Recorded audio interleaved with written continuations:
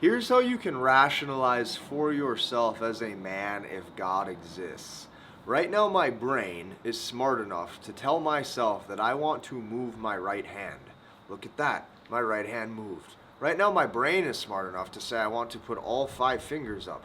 Look at that, the hand twists on a swivel and moves accordingly, just by me thinking about it. Do you think Mother Nature could do that alone? Absolutely not. This is a God thing. It's right here in front of you, and yet you don't even realize it.